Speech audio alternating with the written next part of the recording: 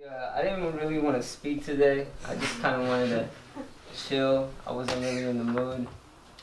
And actually, Allison Atulia, she kept encouraging me, like, come on, you need to come through, you need to speak. And I'm like, I don't know, I'm all right. And, she finally kind of like sealed the deal. She convinced me because she said she'll cook like a special plate of sweet potatoes for me. And that's like my favorite food. I even have this quote that material life is like potatoes and spiritual life is sweet potatoes. Super awesome. So yeah, I'm finally here, and for those of you guys who don't know Allison Atulia, she's kind of like the chef, makes all the preparations, Chef Boyardee or Chef Girlardee actually. And yeah, just real happy to be here. I was in New York City for few months, and have you guys been to New York before? Some of you? Mm-hmm. It's like a really incredible city. I was there for a couple of things. I had some speaking engagements, and I also am dealing with this business venture, which is very dear to me. Some of you guys know about it. And I was also staying at this place. It's called the Bhakti Center. And the Bhakti Center, it's in this real prominent place in Manhattan. It's 6 stories high, and each floor has different yoga rooms and meditation rooms. So it's like a really incredible place. Even the first floor is this restaurant called Divya's Kitchen. And currently there's about 24,000 restaurants in Manhattan alone. And this restaurant got voted in the top 10. So it's a very thriving place. There's a lot of people coming through. And I was there kind of helping out with this idea that we were starting to form. We were coming up with this concept called spiritual stations.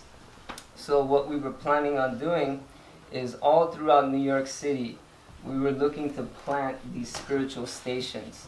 And what happens is when you come in contact with one, it says something like, learn how to meditate in under a minute, or get a wisdom fortune cookie.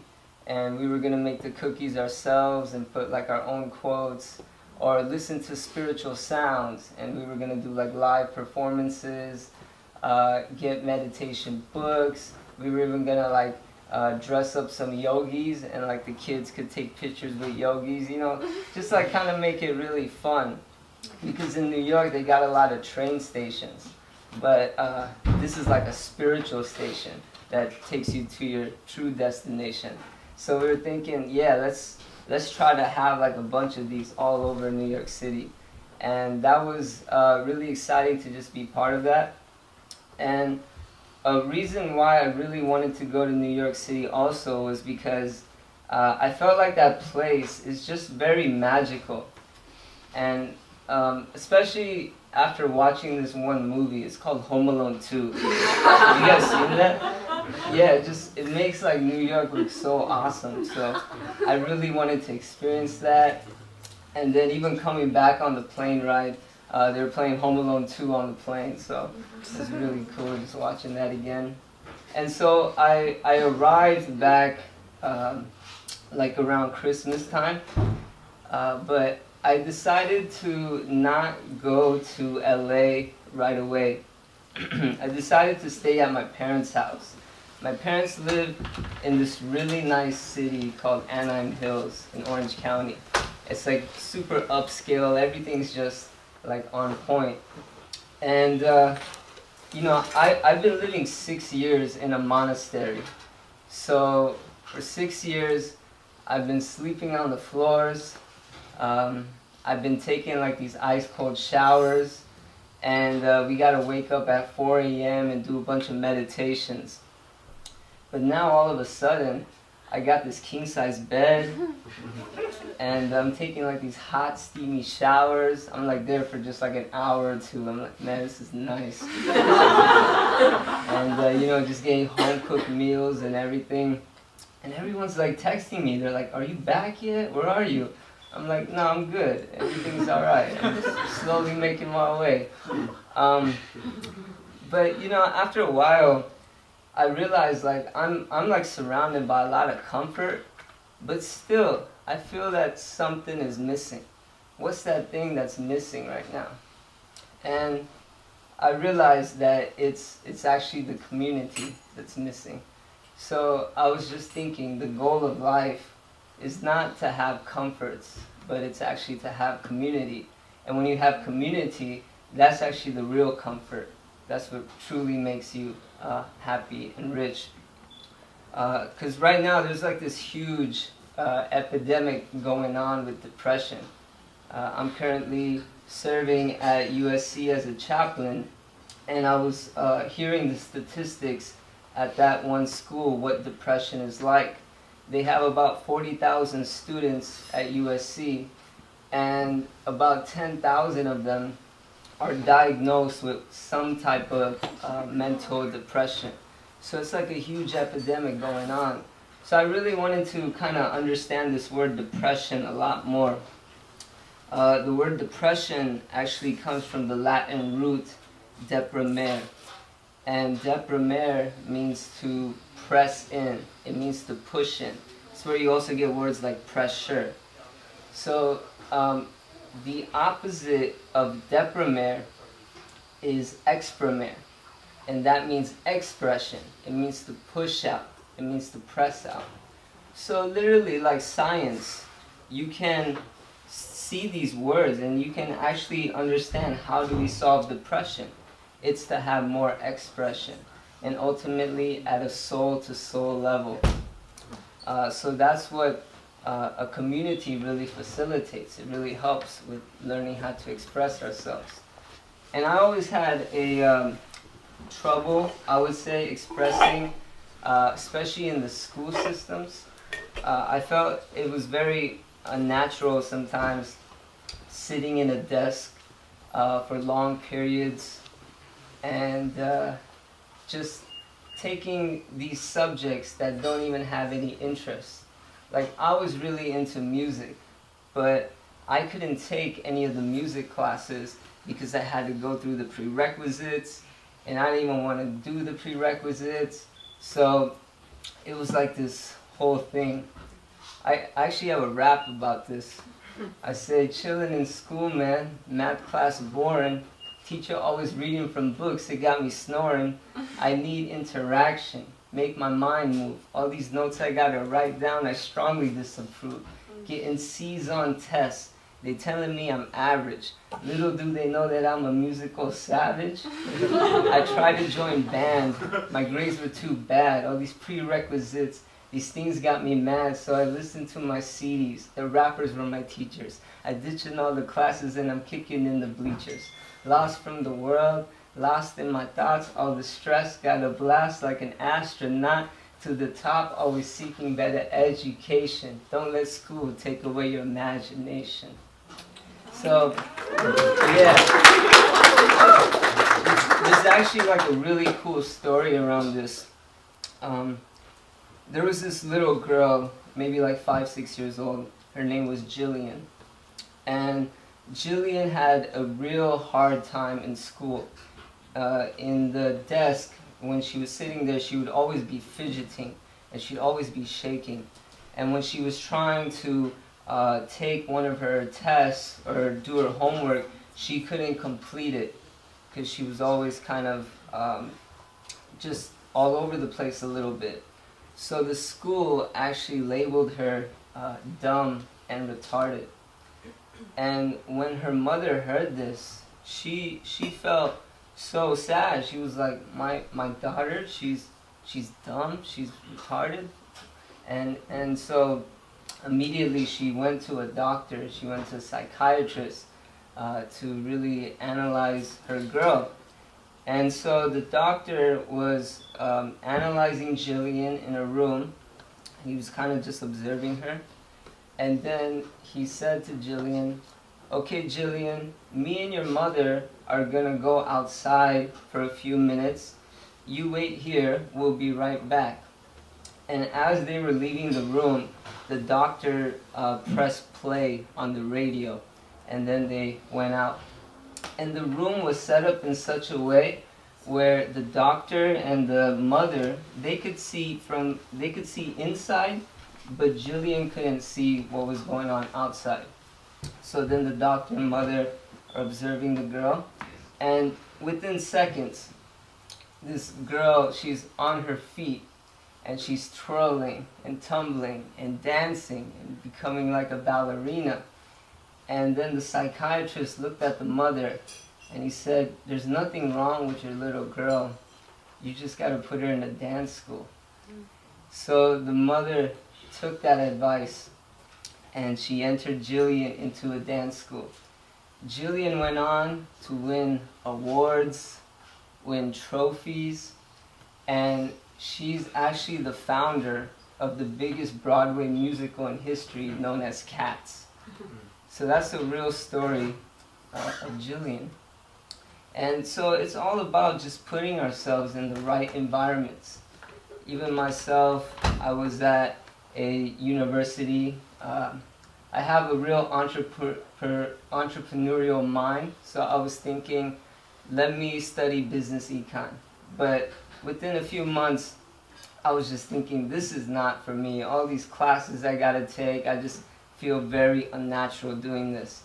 And you only got one shot, one opportunity, one life. Kind of sound like Eminem, but you gotta just like go for it. So I dropped out of the university and I enrolled into a sound engineering program. And for the first time ever, all of a sudden I'm like sitting up front and I'm raising my hand. I've never like really done that before in school, and I'm asking questions and I'm able to express myself. And for like a whole year and a half straight, I get like straight A's. So in one environment, I'm labeled as average or below average, and all of a sudden I'm thriving. So it's so important to put ourselves in the right environments. To UCLA, I take a music business program there, and then I start working at a recording studio called California Sound Studios. And at California Sound Studios, you can say I was pretty much living the dream life. Like what I was aspiring for, I got it now, because here I am working at a recording studio, making music, and all the radio artists, professionals, top hip-hop, West Coast rappers, everyone, they were coming through this studio. So all of a sudden I'm like hanging out with these guys, and I'm like, wow, this is amazing. But then it like hit me like, wow, you know, I'm still not happy. What's going on? I made it. This is what I wanted, and I'm still not satisfied. And you know, it's like the lifestyle, it would be 2 in the morning, and that's when your day began. And you would do like hours of recording sessions, and there would be like drugs and even like other things I can't even mention here. I'm trying to keep this talk PG-13. They'd be like all over the place. And I was just like in this real low vibrational surrounding. So I'm just thinking like, man, what am I supposed to do? I left the traditional system. I'm now in the music system. This is what I wanted, and I don't want it. Like, I'm kind of stuck. So I started to really start reading like spiritual books, really get into like the metaphysical laws of nature and karma and understanding suffering more and life in general. And during this time, I discovered a hip-hop artist named KRS-One. Have you guys heard of KRS-One before? Some of you? Yeah, he's known as kind of like the godfather of hip-hop, one of the early founders, you can say, just very well respected in the community. And he's actually a very spiritual person. So I was just like, I was listening to his music. He had a song called Stop Eating Beef. And I'm like, whoa, man, like a rapper has a song called Stop Eating Beef? This is crazy. And yeah, I just got like really in tune with him. And then all of a sudden, I get this invitation to go see him. he was having this private meeting.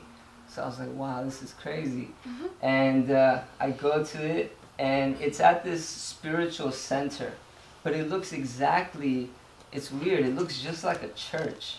And so I walk in, and they got like benches and pews and everything, but the music that's coming out from the speaker systems is by people like Lauryn Hill and other very conscious musicians.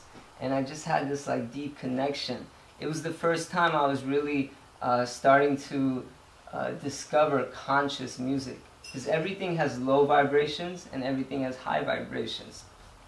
And then all of a sudden KRS-One comes out, and he gives this amazing lecture. He's talking about how hip-hop is not just a genre, but it's also a lifestyle, it's a culture, and ultimately it actually has some deep spiritual roots to it. So I found that really amazing. And then at the end of this lecture, he's like, so I'm starting a new group called the Temple of Hip Hop. How many of you guys would like to join? And I'm like, man, Temple Hip Hop? Like, this is me. So I immediately shot my hand. And he's like, you know? And before you know it, like, I'm signing some papers, and I'm going on like a national tour with KRS-One to different cities. And I'm just observing him from the side, like as a fan. I'm on stage, but I'm seeing him. And there's like thousands of people in the crowd.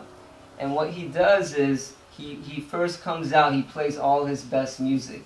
So everybody's really vibing.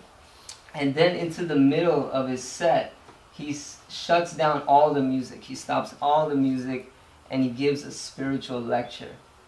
And I'm just like, wow, this is amazing, because these hip-hop heads, they probably would have never heard such things, but because KRS-One has created such a platform, such an environment, that he's able to convey this message. And that got me really inspired. I saw that, okay, maybe I can do this music. Maybe there's a way it can work. So I then came back to the recording studio and just started discovering how to raise the consciousness, etc. And then you can say the ultimate test came. Because up to this time, I've been really trying to get my music, I've been successful in getting my music into films and into television, but I have yet to get my music on the radio. And for a music producer, that's like a really high achievement, that you get your music onto the radio. So, yeah, what happened was, all of a sudden, this hip-hop artist who's always on the radio, he liked one of my beats. And I'm like, wow, this is amazing. Like, something might happen from this. And he's like, yeah, send me your track, I'm gonna record to it, I'll send it to you back. So I got really excited. I'm like, okay, I sent him the beat, and then 2 weeks later or so, he sends the track back.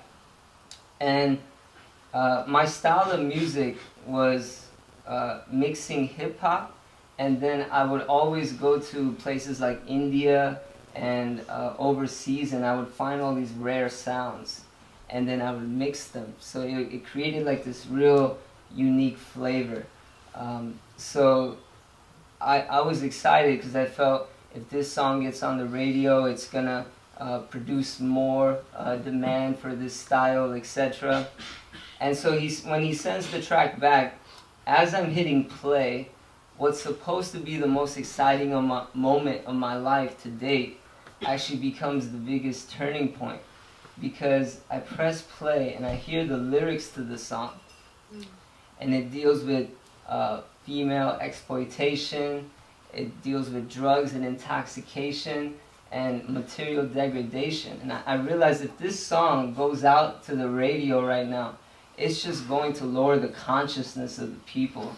And I can't take part in something like that anymore. So that's the day I decided to step back from the music industry and step into the monk industry. And I just wanted some time to get into a phase of self-realization and understanding myself more. And actually someone who really inspired me to try becoming a monk was Batman. I don't know if you guys seen one of the new Batman movies, but when he's Bruce Wayne and he's getting like trained up, he decides to go to the Himalayas to really like practice ninja and mastery of the self. I'm like, man, that's so cool. I want to do something like that. And then the opportunity just arose. So living life in a monastery and temple, it's very different, very unique. And it's not like I encourage everyone to become a monk, but you can still become a monk from within. I say that better than shaving your head is shaving your false ego. So it's more about the internals and working on that. And all of a sudden, I was around this super high vibrational community. And it just made such a difference in my life. It just raised everything up. And like a day in the life of a monk, we wake up super early. We go to the temple, there's different meditations, there's different music and songs. Then depending on a person's talents and abilities and skills, each monk gets like a different type of service. So the service that I received was something called book distribution. And book distribution is so incredible because what we did was set up these meditation tables similar to the spiritual stations I was talking about. We set them up all over, and we traveled all over North America. And we were meeting hundreds of people a week, and they were just looking to come in contact with the spiritual knowledge. It was the same knowledge that changed my life. And what better gift is there than try to give that gift to others? So I was just seeing real transformations taking place in people's lives. It was super incredible. But you know, book distribution, it's not all, it's not all peachy. It's not all happy as you think, because although we meet so many amazing people, there's still those from other traditions, from other faiths, from other cultures that might want to battle you or might want to say some things. And I always had this problem. It was a little tough for me, but I had this problem with anger. You guys experience anger sometimes? It's like, yeah, it's not cool. But it just like creeps in. And for me, it was all about disrespect. If somebody was to disrespect me, I would get angry. And especially when I was out on book distribution and some of these other people from other traditions come up and they'll say something, man, I couldn't help myself. I'd be like, what? What's up, homie? Like, get in their face. I think it's funny because I always used to hang out at this place called the Trap House. And now I'm at a mantra house. So I'm just seeing the transition. But yeah, I'm like, man, after a while I realized I can't be doing this anymore. Like, I'm a monk. I need to like chill out. I can't be getting in people's faces like this. So I had this intention. I'm like, man, I just want more kindness in my life. I just want to be more kind. Let me be more kind, if that's possible. And intentions work really amazingly. When you set an intention, you can actually transcend your tension. So my intention for that week or month was, all right, I just want to be more kind. And then I went to this school, this university, and what happened was I'm there, and I see this kid, and he seems like a cool kid. And I'm like, hey, what's up, bro? You know, we're getting this. You seem pretty chill. I think you might dig it. Check it out. And the book I really like to give is this classic called the Bhagavad Gita. Although it's kind of tough to read, there's so much wisdom in there. It breaks down the laws of karma, teaches a lot about how this material nature works, and it's a book that's really transformed my life. So that's the book I gave him, the Bhagavad Gita. And he takes the book and he looks at it, and he's just like staring at it for 20 seconds. And I didn't know what was going on. And all of a sudden, he starts doing this. And the book is kind of like bouncing up and down on his hand. And then he just grabs it really tightly and throws it full speed at my face and hits me. And you know, normally there would be like a flare that would come out, but I think because of that intention, it kind of cooled things down a little. But then he began to speak. And speaking is an understatement. He actually began to shout. And he started saying, "You are going to hell. Your whole family is going to hell. And you deserve to get your head chopped off." So, pretty intense. And then he began to speak some more. And he said, "Allah is the only God. Allah is the only way. And everyone else deserves to get burned." So I realized at that point, like, I got a Muslim extremist right in front of me. We hear about these things in the news, and I got one right here in the flesh. So what am I supposed to do in such a situations? And sometimes the best thing to do is to just let go and let a higher nature flow. So the way I responded, I said, "Oh, you're from the Islamic culture? I actually love your culture. I think it's a beautiful culture. I actually have a nasheed on my phone." And for those of you guys who don't know what a nasheed is, it's like an Islamic prayer. It's like an Islamic kirtan. It's all a cappella. It has beautiful harmonies. And the only reason why I had a nasheed on my phone was because when I used to be a music producer, I was mixing hip-hop sounds with sounds of the East. So I had sounds from India, I had sounds from Cambodia, and I had sounds from Middle East as well. And right when I said nasheed, he got really surprised. He's like, "What? You got a nasheed on your phone?" I'm like, "Yeah, I got a nasheed on my phone." And I'm like looking for my phone. I'm like, look, listen. And I take my phone out, and as I'm hitting play, like you guys can imagine the scene right now. We're in the middle of this campus, and there is a scene that's created because of his shouting. So there's people surrounding us. There's students everywhere. And all of a sudden, I hit play. And this beautiful a cappella just comes out and hits the sky. And I could see, he like closes his eyes. And he's just like going like this to it. And I can see his eyes. There's actually teardrops coming out. And then he opens his eyes and he tells me, "You know, you're making such an effort to learn about my culture. Let me make an effort to learn about yours." And he took the Bhagavad Gita. So just such deep moments in life we experience through book distribution, such purifying moments. And you know, as a music producer, I play a lot of instruments. But as a spiritual producer, I've become an instrument. And we're all instruments. We just have to fine-tune ourselves. And we fine-tune ourselves by finding the right community. And when we do find that, we can then truly play sounds of harmony and upliftment to make this world harmonious. So I'm real happy that you guys are all here at the Mantra House. We're trying to build this community more and more. A lot of people tell me that it feels like they found their home. So although we call it Mantra House, you can call it Mantra Home. And like that, we'll just keep on pushing as much as possible.